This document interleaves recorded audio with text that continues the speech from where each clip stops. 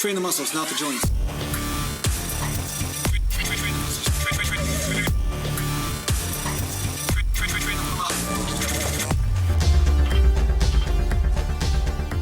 Welcome back to Natural Land Bodybuilding, and today I'm going to talk to you a little bit about incline presses and shoulder presses. And I just had somebody ask about the benefit of shoulder pressing as opposed to incline pressing. Say they have a weak body part like chest. Like, is there even any point to doing shoulder presses when they should just do steep inclines instead to include the upper chest?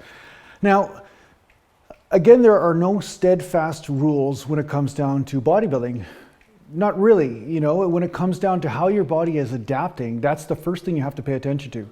And then once you see how your body's adapting, hence maybe your chest isn't developing, maybe you are better off putting more of your pressing energy into maybe a steep incline lift instead of doing a lot of work on shoulder presses in case your front delts are already strong. Like say you have a lot of great front delt development.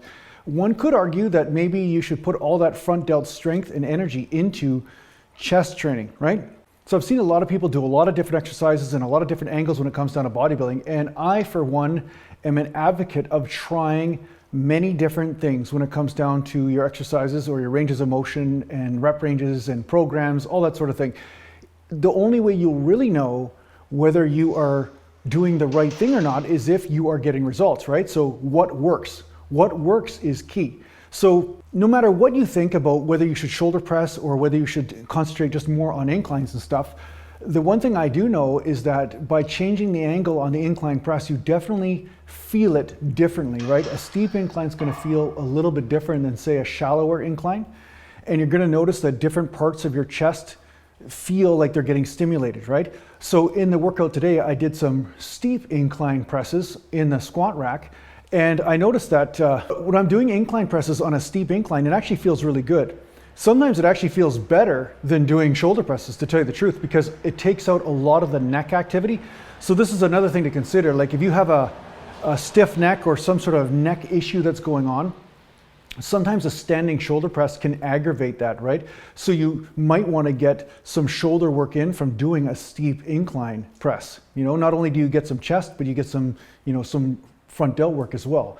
And one could argue you could never have a big enough upper chest. You know what I'm saying? Like most bodybuilders are weak in the upper chest development and their delts are, you know, okay, but their upper chest is lagging behind. And that is a fact for most bodybuilders.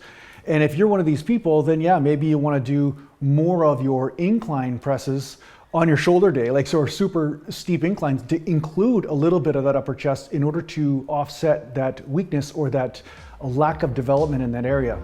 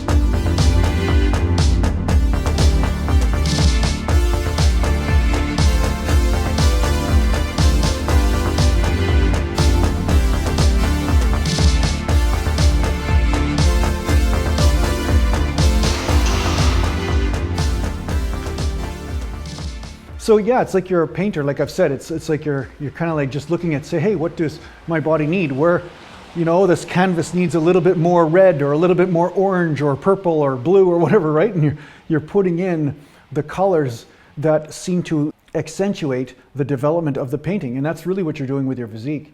So I creatively do things. And the other thing is, sometimes just by changing up the angle, you may also increase your motivation because there's a different feeling or an experience to enjoy when you're training. And that is something that's really underestimated by many people who have been in the game for any period of time. You know, some of you guys who've been training for 5 or 10 years, like you've been doing it long enough that you know the basics, you know what gets you results for the most part. You have a good idea of what you like and what you don't like. But at the same time, there is a rut sort of scenario that can sometimes develop from that. You have a tendency to stick to what you like or always stick to your favorite movements. And sometimes that stifles creativity. And we see this on YouTube, right? I mean, it's almost like the law of life in some way, right? Where sometimes you start doing something that's successful and then that success sticks you in that same way of doing things, right? It's like a hamster on a you know, one of those hamster wheels, you know what I'm saying? So on YouTube, I kind of have the same issue, right? Like I talk about training and I talk about ranges of motion, I talk about that stuff, but sometimes as soon as I deviate from that and get creative, then, you know, sometimes it's a hit or miss. Like sometimes people are like, no, I just want information on training. I don't care about anything else that you have to say. You know, just shut up and tell me how to do a bicep curl or whatever, right? But I resist that to a certain point because even in bodybuilding, even in success, just because something got you to a certain level of success doesn't mean it will get you to the next level, you see? So you have to constantly reinvent yourself and evolve. You cannot just always do the same thing and expect to get to the next level, because what it takes to get to the next level may be something totally different than what got you to where you are now. Or at least there may be a certain adjustment that needs to be made. You know, one could really argue that for sure, right? So I'm not saying throw all the basics out the window. I'm not saying to throw everything that made you successful out the door, but I am saying it is a good idea to change angles. It's a good idea to say, hey, I'm not getting upper chest development from what I'm doing now. So obviously maybe there may be, excluding, you know, genetic flaws and problems and injuries, all that sort of thing, but maybe there's a possibility worth exploring that may give you the development or the results that you're looking for. And only through exploration can you dare to find that. So I really am an advocate of that. That's really what this channel is about. I share what worked for me so far. That doesn't mean it's everything and the end all be all for you. And that's why I always encourage you to experiment as well, right? So I'll make suggestions and say, hey, this is what worked for me. Take it, put it in your bag of tricks and find out how it equates to you. And I do think there are some great general principles that I have embodied that can help you. And I know I've helped a lot of people, but that doesn't mean it's complete, right? It's always ever evolving. It's the dance of life, you know what I'm saying? Sometimes we're waltzing, sometimes we're doing hip hop, sometimes we're, you know, pop and lock. You know what I'm saying? It's just, there's a lot of different aspects. So yeah, keep on experimenting with the angles. Don't get too obsessed about right, you know, just look at what's developing. Do your experiment for 3 or 4 months or a year, 6 months, whatever you feel is the right amount of time where you feel like your motivation starts to wane, right? And once you start to feel your motivation starts to wane, or maybe your results are just never getting any better at all, right? Then maybe change something, change an angle. Maybe instead of doing flat press all the time, always start with incline if you want upper chest development, right? Maybe if your delts are so overdeveloped, your front delts, then stop doing front delt training altogether. You know, just do rear delt training or side delt training and concentrate all your front delt energy into chest training for a period of time. Do some extra sets for chest and no sets for front delts. Like, just experiment. It's okay to experiment and see what's bringing you the results. And you may be surprised what you find out, right? There may be something that's very specific to you that has to do with your own individual circumstance that may be revealed to you. So yeah, I hope this helps you in your training. I hope this helps you understand that there's no real right answer to this. It's more about what is working at the time. And I do encourage you to try as many different angles and exercises as possible to see what is effective for you. So I hope this helps you in your training. Thanks a lot for watching. And if you need to get a hold of me, just go to naturalglambodybuilding.com. And thanks to the Patreon supporters, and take care for now. Mountain.